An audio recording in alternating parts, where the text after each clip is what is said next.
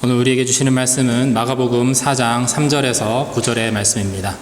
마가복음 4장 3절에서 9절의 말씀입니다. 저와 여러분이 한 절씩 교독하여 읽도록 하겠습니다. 제가 3절을 봉독하겠습니다. 들으라, 씨를 뿌리는 자가 뿌리러 나가서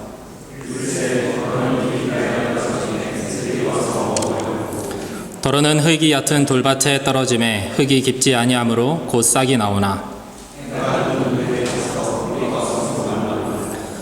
더러는 가시떨기에 떨어짐에 가시가 자라 기운을 막음으로 결실하지 못하였고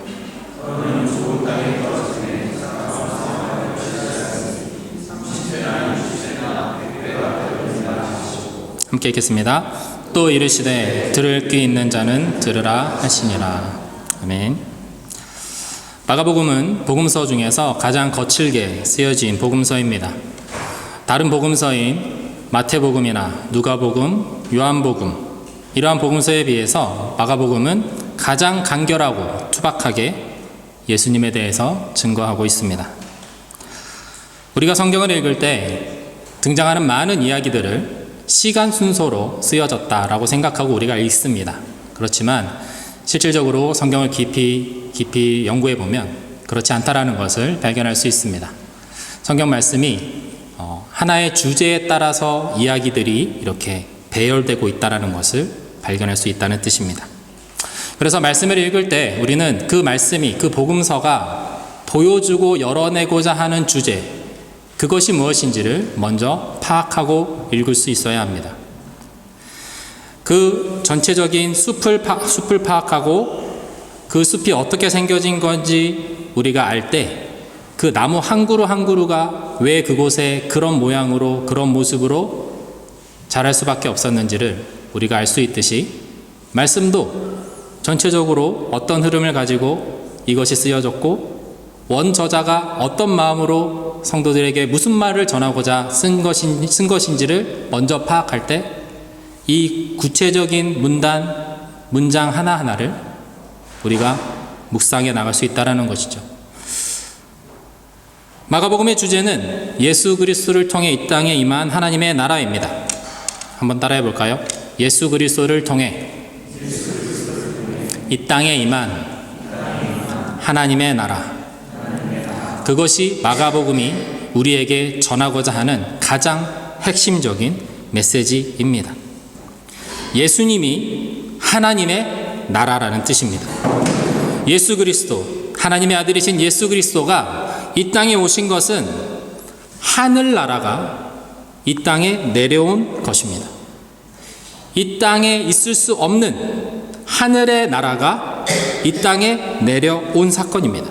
그래서 요한복음 6장에 보면 예수님께서 출애굽의 만나 사건을 가지고 그 사건과 자신을 비교하시면서 내가 하늘에서 내려온 빵이다. 만나와 같이 하늘에서 내려와 너희들에게 생명을 주고 너희들을 살려낼 수 있는 그 생명의 양식이 바로 나다라고 예수님께서 말씀하십니다. 그 말을 들은 많은 무리들은 황당해합니다. 그런데 예수님이 한 발짝 더 나아가셔서 뭐라고 말씀하시냐면 내 살과 내 피를 먹어야 너희가 살 수 있다라고 말씀하시는 것이죠. 이 말을 들은 사람들의 대부분은 다 떠나갑니다. 그렇지요. 얼마나 황당하고 이상한 이야기입니까? 하나님의 아들이신 예수님이 왜 이 땅에 오십니까? 그것도 우리와 같은 죄인들을 위해서 이 땅에 오셔서 말밥통에 누이시고 십자가에서 죽으시고 왜 그 고난과 고통을 당하셔야 합니까? 이거는 말이 안 됩니다. 창조주가 피조물을 위해서 이 땅에 들어오는 것, 하늘나라에 계신 분이 이 땅의 세상에 내려오는 것, 그것만큼 비효율적인 일은 이 세상에 있을 수 없습니다. 없어야 맞는 겁니다. 그런데 예수님이 그것을 해내셨다는 것이죠. 자신의 의로, 자신이 원하셔서 그 사랑으로 그 일을 이루신 것이라는 것이죠. 이것이 우리가 볼 수 있는 가장 놀라운 기적입니다. 세상에 많은 기적들이 있지만 하나님의 아들이 이 땅에 내려오셔서 하나님의 나라를 이 땅 가운데 열어내신 것, 그것이 바로 기적이라는 뜻이죠. 어둠뿐인 세상의 빛으로, 말씀으로 하나님께서 세상을 창조하신 그것이 기적인데, 어둠뿐인 그곳에 빛을 만들어내신 분이 하나님이신데, 죄와 어둠뿐인 이 세상에 하나님의 아들이 오셨다는 것, 그것을 뛰어넘는 더 놀라운 기적 중에 기적이라는 것입니다. 마가복음은 이 놀라운 기적, 예수 그리스도의 십자가의 기적에 집중합니다. 예수님께서 이 땅에 오셔서 하신 십자가의 사역과 부활에 대해서 집중적으로 조명하고 보여주고자 하는 것이 마가복음이라는 것입니다. 그래서 마가복음의 모든 이야기와 흐름은 예수 그리스도의 십자가를 향해서 흘러갑니다. 그리고 이것을 믿는 자들, 예수님께서 하나님의 아들이심을 믿는 자들을 통해서 이 땅에 하나님의 나라를 세워가시는 분이 하나님이시고, 그것이 하나님의 뜻이고 그 뜻에 순종하는 분이 예수님이라는 것을 드러내주고 있습니다. 계시해주고 있습니다.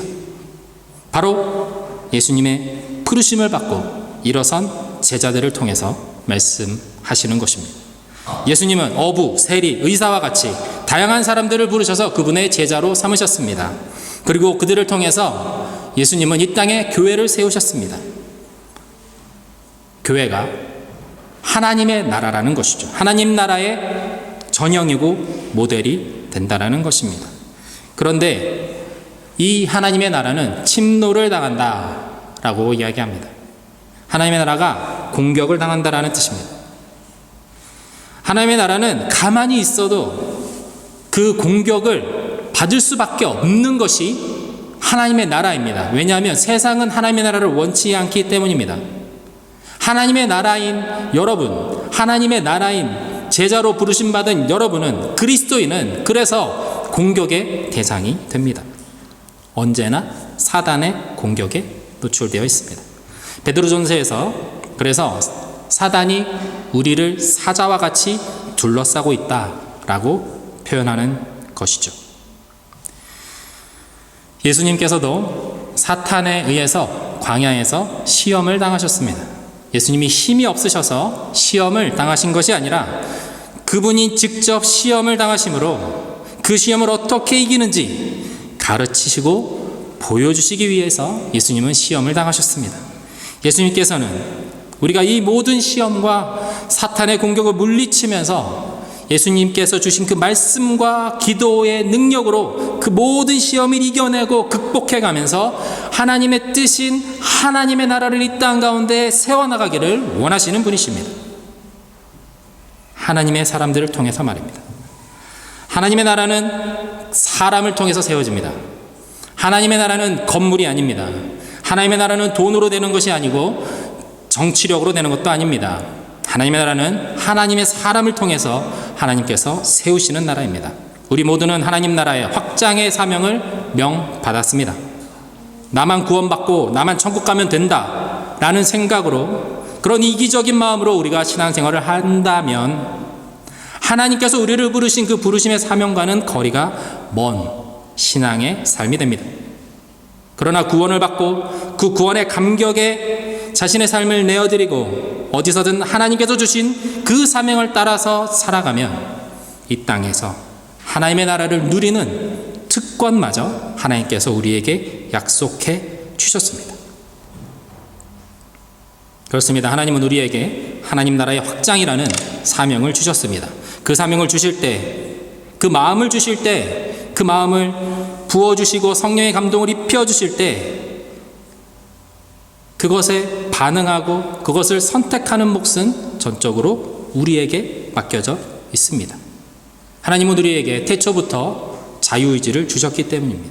우리를 존중하시기 때문입니다. 오늘 마가복음 4장의 말씀은 예수님께서 갈릴리 바닷가에서 굶주리고 가난한 무리들을 향해서 말씀하신 내용입니다. 그것은 말씀의 씨앗으로 시작해서 하나님의 나라가 어떻게 태동하는지에 대한 말씀이기도 합니다. 예수님은 이 말씀을 특별히 비유로 하셨습니다. 이 말씀은 귀 있는 자들, 즉 하나님의 말씀에 대한 순종의 마음, 헌신의 마음이 있는 믿음의 사람들을 위한 말씀이기 때문에 비유로 말씀하셨다라고 하십니다. 하나님께서 허락해 주신 의지, 그 자유의지를 가지고 스스로 하나님 나라를 선택하는 그 사람들을 위한 말씀인 것입니다. 예수님께서 이 말씀에 대해서 풀어주시면서 이 씨앗은 말씀을 뜻한다 라고 설명해 주십니다.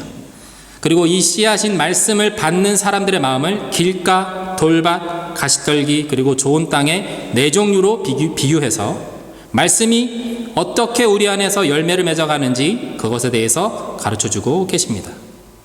먼저 첫 번째, 길가와 같은 마음에 말씀이 떨어졌을 때입니다. 4절의 말씀인데요, 우리 한번 같이 읽겠습니다. 4절의 말씀입니다. 시작. 뿌릴새 덜어는 길가에 떨어짐에 새들이 와서 먹어버렸고.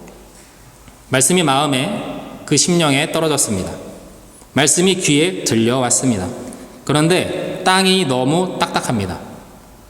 말씀이 왔는데 마음이 너무 냉랭하고 딱딱합니다. 씨앗이 뿌리 내리지 못하고 그냥 방치됩니다. 자이든 타이든 어쨌든 지금 이 사람은 말씀에 반응할 수 없는 상태입니다. 그러니 혹여 이 말씀이 뿌리를 내릴까 노심초사하던 사탄은 그것을 곧바로 가져가 버립니다. 말씀이 심령 가운데 역사할 가능성을 원천적으로 차단해버리고 있는 것입니다. 우리가 왜 하나님의 뜻대로 살기 어렵습니까? 공중 권세 잡은 사탄이 우리의 마음을 딱딱하고 냉랭하게 만들기 위해서 수없이 많은 작업들을 하고 있기 때문입니다. 사탄은 우리를 그냥 두지 않습니다. 자신이 가지고 있는 권세와 능력을 충분히 사용합니다. 세상에 많은 돈과 명예, 관계, 욕망, 질투 이런 것들을 가지고 될 수 있다면 많은 사람들의 마음을 딱딱하고 냉랭하게 만들고자 합니다. 아담이 범죄함으로 하나님께서 아담에게 주신 세상의 권세가 사탄에게 넘어갔습니다. 그런데 사탄이 판치는 이 세상에 예수 그리스도의 하나님의 나라가 임해버렸습니다. 사탄도 예상치 못한 것이죠. 십자가의 복음이 이 세상에 임해버린 것입니다. 사탄이 절대 넘어설 수 없고 범접할 수 없는 하늘의 능력이 이 땅 가운데 임한 것입니다. 사탄은 이것이 너무나도 두렵습니다. 사람들이 이것을 알아채고 사람들이 이것을 믿고 고백하며 나아가는 것을 사탄은 너무나도 두려워합니다. 그러니 자신의 가진 모든 능력을 동원해서 필사적으로 사람들의 마음을 딱딱하게 길가처럼 만들고자 합니다. 세상을 많이 알수록, 세상에 대해서 상처를 많이 받을수록 사람들의 마음은 딱딱하게 굳어져 갑니다. 다른 사람들에 대한, 그리고 세상에 대한 실망과 불신이 쌓여가면 나 자신을 지키기 위해서, 더 이상 상처받지 않기 위해서 더 냉정해지려고 하고 더 움츠리려고 합니다. 그것이 사람의 본능이기 때문입니다. 반대로 세상에서 많이 배우고 성공하고 인정받으면 어떻게 됩니까? 교만해집니다. 사탄의 전략은 그래서 크게 두 가지로 우리가 볼 수가 있습니다. 위협과 유혹입니다. 위협해서 웅크리게 만들거나 유혹해서 교만하게 만드는 것이죠.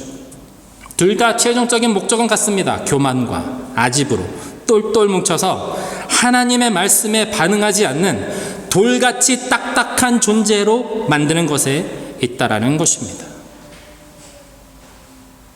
말씀에 대해서, 복음에 대해서, 교회에 대해서 냉소적인 마음을 가지게 하는 것이죠.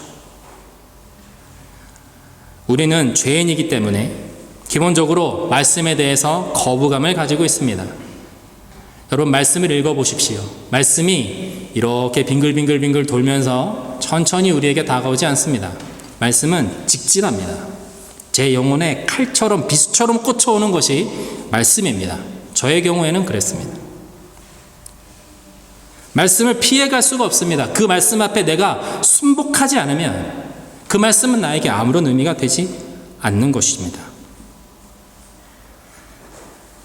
이 말씀을 받아들이는 것, 이 완전한 진리의 말씀을 받아들이는 것, 타협하지 않고 곧장 나에게 다가오는 이 진리의 말씀에 순복하며 받아들이는 것은 생각만큼 그렇게 쉽지 않습니다. 그것이 정말입니다. 본능적으로 모든 사람은 그래서 이것을 거부하고자 합니다. 못 들은 척하고자 합니다. 사람은 다 그렇습니다. 저도 그렇습니다. 왜입니까? 죄인이기 때문에 그렇습니다. 우리는 거역하는 것을 즐겨합니다. 자기 마음대로 하는 것을 좋아합니다. 그래서 우리는 이것을 하나님 앞에서 인정해야만 합니다. 하나님, 제가 죄인입니다. 내 안에 죄성이 번뜩이고 있습니다. 내 안에 교만함이, 내 안에 고집이 번뜩이고 있습니다. 우리가 이것을 인정할 때 회개가 시작될 수 있습니다. 회개할 때 우리 안에 사단이 둘러놓은 딱딱한 껍질들이 비로소 금이 가고 깨져나가며 우리 안에 하나님께서 주신 그 부드러운 살들이, 부드러운 마음들이 나타나기 시작합니다. 드러나기 시작합니다. 비로소 말씀이 들어갈 수 있는 그 문이 열리는 것입니다. 예배를 드릴 때 우리는 말씀의 본질인 하나님의 마음에 집중해야 합니다. 그런데 이 냉소적인 마음을 가진 사람, 딱딱한 길가와 같은 마음을 가진 사람들은 다른 것에 집중합니다. 오늘 설교자는 어떤 옷을 입고 왔나? 아, 저 목사는 지난주와 같은 또 옷을 입고 나왔구나. 아, 찬양 인도자는 오늘 목소리가 좀 안 좋네. 어제 뭐 감기에 걸렸나? 반주는 여기서 틀리네. 조금 늦게 들어오는구나. 주보에 여기 오타가 있는구나. 예배에 그 관심이 있지 않죠. 다른 주변의 것에 쏠려 있습니다. 예배에 집중하지 못합니다.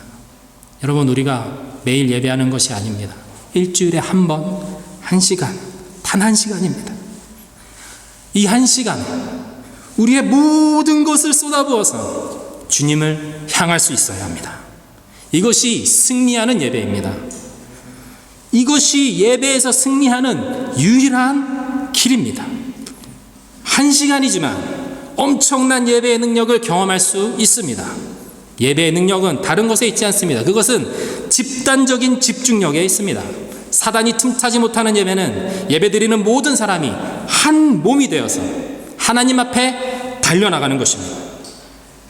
온전히 주님께만 집중하여 주님만을 바라보며, 이런 말씀 드리면 죄송하지만 들이대는 것입니다. 십자가에 들이받는 것입니다. 저의 예배는 그랬습니다. 주님께만 달려드는 것입니다. 사단이 절대 우리를 흔들지 못합니다. 목사의 말씀 없이 찬양 인도자의 감미로운 목소리에 의지해서 드리는 예배가 아닙니다. 오직 하나님을 향한 갈급함으로 서 있는 성도들의 모임, 바로 이것이 참 예배입니다. 이것이 냉소적인 사람, 교만한 사람, 길가와 같이 딱딱한 마음을 가진 사람들에겐 기대할 수 없는 모습입니다. 부드러운 마음을 가지는 우리가 되기를 바랍니다. 이 부드러운 마음, 하나님의 말씀을 향한 기대감과 갈급함을 담고 있는 이 부드러운 마음입니다. 그래서 말씀이 떨어질 때 그것이 나를 향한 하나님의 뜻, 나를 향한 하나님의 마음이라는 것을 본능적으로 알고 말씀을 있는 그대로 아멘하며 받아들일 줄 아는 마음입니다. 말씀 속에 있는 아버지 하나님의 마음에 집중할 줄 아는 저와 여러분이 되기를 예수님의 이름으로 축원드립니다. 예배 가운데 흐트러지지 않는 마음과 자세로 하나님께 온전히 집중하여 나를 향한 하나님의 뜻을 발견하기를 애쓰는 저와 여러분이 되기를 예수님의 이름으로 축원드립니다. 두 번째는 돌밭과 같은 마음입니다. 5절과 6절의 말씀입니다. 함께 읽겠습니다. 시작. 더러는 흙이 얕은 돌밭에 떨어짐에 흙이 깊지 아니하므로 곧 싹이 나오나 해가 돋은 후에 타서 뿌리가 없으므로 말랐고.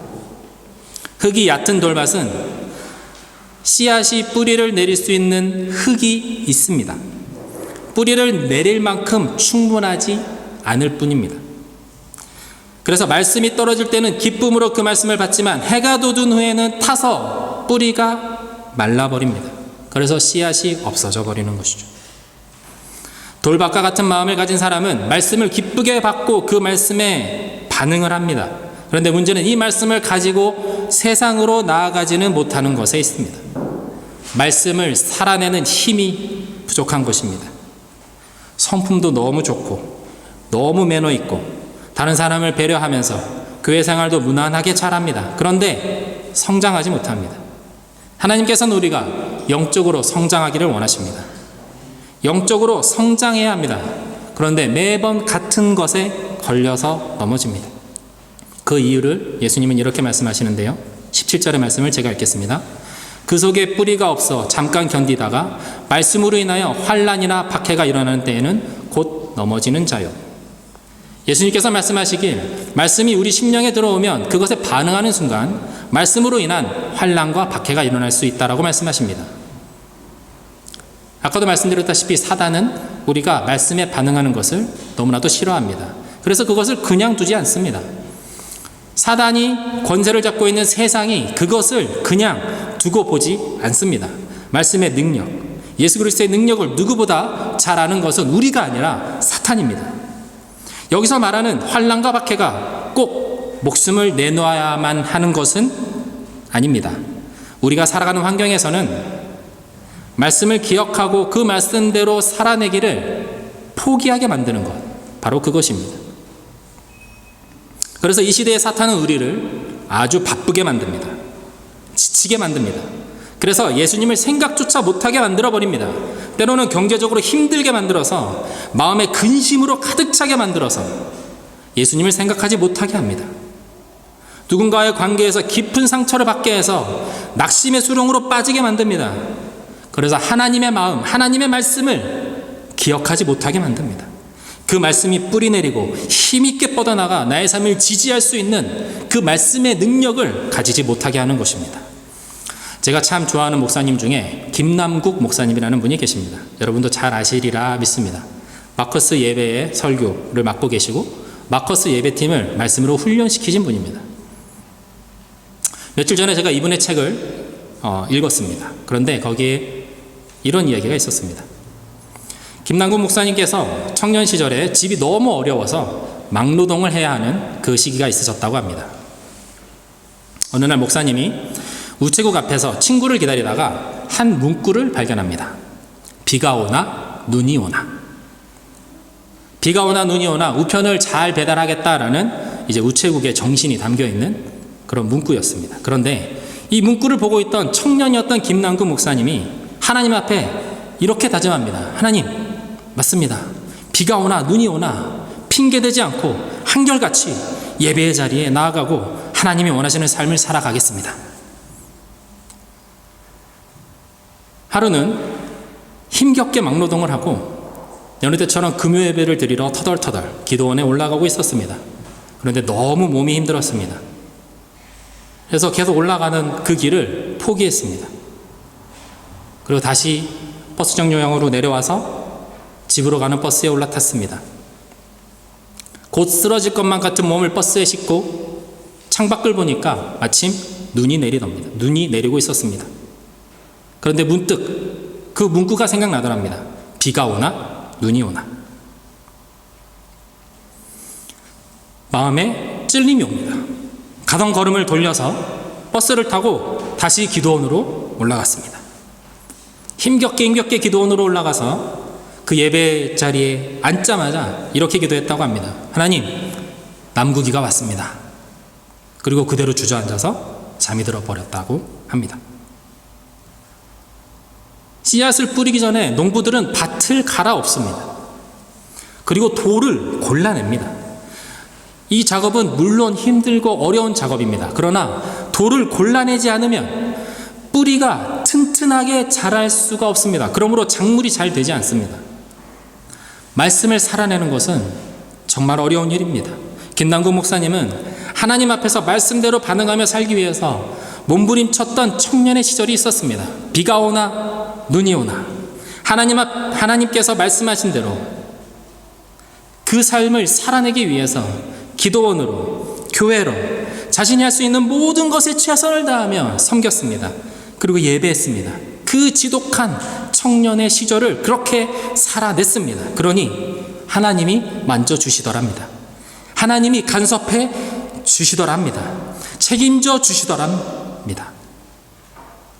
마음속에 깊이 박혀있는 그 바위들을 예수님께서 직접 그 십자가에 피 묻은 손으로 걷어내 주신 것입니다. 말씀이 뿌려집니다. 바위들이 거쳐진 그 자리에 말씀이 뿌리 내리기 시작합니다.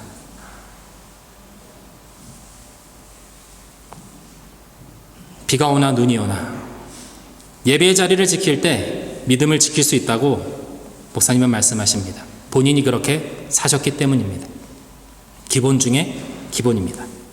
사랑하는 우리 복음교회 성도 여러분들이 그 삶의 중심에 예배가 있기를 바랍니다. 예배를 중심으로 내 삶을 세워나가시는 정말 주님 안에서 지혜로운 여러분 모두가 되시기를 간절히 부탁드립니다. 예배 가운데 마음에 박혀있는 무거운 돌들이 예수님의 십자가에 피 묻은 손으로 걷어내지는 경험이 있는 그런 은혜가 있는 여러분 모두가 되시기를 축원드립니다. 그래서 하나님의 나라를 확장하고 세워나가는데 정말 아름다운 기둥들처럼 그렇게 쓰임받는 저와 여러분 모두가 되기를 바랍니다. 이것을 꼭 기억하면 좋겠습니다. 우리 다음 세대 아이들에게도 부탁합니다. 다음 세대 청소년들 부탁합니다. 아멘? 네, 감사합니다. 축복합니다. 우리 다음 세대들이 그런 예배를 붙들며 살아가는 귀한 우리 청소년들이 되기를 바랍니다. 다음은 가시떨기와 같은 마음입니다. 7절의 말씀인데요. 함께 읽겠습니다. 7절의 말씀입니다. 시작. 더러는 가시떨기에 떨어짐에 가시가 자라 기운을 막음으로 결실하지 못하였고. 이 말씀에 대해서 예수님은 다음과 같이 해석해 주셨습니다. 마가복음 4장 18절에서 19절의 말씀입니다. 제가 읽겠습니다. 또 어떤 이는 가시떨기에 뿌려진 자니 이들은 말씀을 듣기는 하되 세상의 염려와 재물의 유혹과 기타 욕심이 들어와 말씀을 막아 결실하지 못하게 되는 자요. 씨앗이 가시덤불 속에 떨어지니까 어느 정도 자라기는 하지만 그 이상은 자라지가 못합니다. 예수님께서 이 가시는 세상의 염려와 재물의 유혹과 욕심을 나타낸다라고 말씀하셨습니다. 한마디로 세상적인 생각으로 가득 차 있으면 내 안에 말씀이 떨어져도 자라지 못한다라는 말씀이죠. 아멘으로 말씀을 받지만 그 말씀을 살아내는 데 있어서는 한계를 계속해서 느낀다라는 것입니다. 이 이상은 안 돼. 내가 정하는 것입니다. 이 정도면 되지 않습니까? 내가 정하는 것이죠. 주님은 나를 위해서 물과 피를 다 쏟고 우리를 살리셨습니다.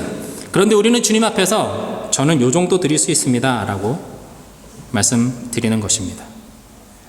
세상적인 계산으로, 세상적인 판단으로 우리는 예수님께 나아가고 있기 때문입니다. 목사인 저도 그렇습니다. 하나님, 이 정도 하면 되는 거 아닙니까? 하나님, 제가 목사로서 이 정도만 헌신해도 충분한 거 아닙니까? 저의 변명입니다. 신앙생활에서 가장 위험한 것 중에 하나가 뭐냐면 이 정도면 됐다라는 생각입니다. 내가 만들어내는 적정선입니다. 이 정도면 다른 사람들에 비해서 부끄럽지 않을 만큼 헌금하고 부끄럽지 않을 만큼 봉사하고 부끄럽지 않을 만큼 기도하며 살아간다라는 것이죠. 기준이 세상적입니다. 기준이 사람에게 있습니다. 깨어있지 않고 하나님 안에서, 말씀 안에서 몸부림치지 않으면 목사고 장로고 집사고 다 똑같이 세상적으로, 인간적으로 사람의 눈치를 보며 신앙생활할 수밖에 없습니다. 우리는 모두 죄인이기 때문입니다. 그래서 우리는 기도하며 말씀으로 나를 비추며 하루하루 살아내야만 합니다. 그것이 너무나도 중요합니다. 이것이 잘 안 되면 우리는 예배라도 정말 잘 지킬 수 있어야 합니다. 예배에 나와서 앉아있기만 해도 정말 김남군 목사님처럼 하나님께서 그 영혼을 만져주시기 때문입니다. 주님을 부르면서 고개를 푹 숙이고 앉아서 하나님의 이름을 구하며 긍휼을 구하며 앉아있기만 해도 예배 가운데 하나님은 분명히 일하시는 분이시기 때문입니다. 우리는 스스로 만족하는 신앙생활에서 벗어나야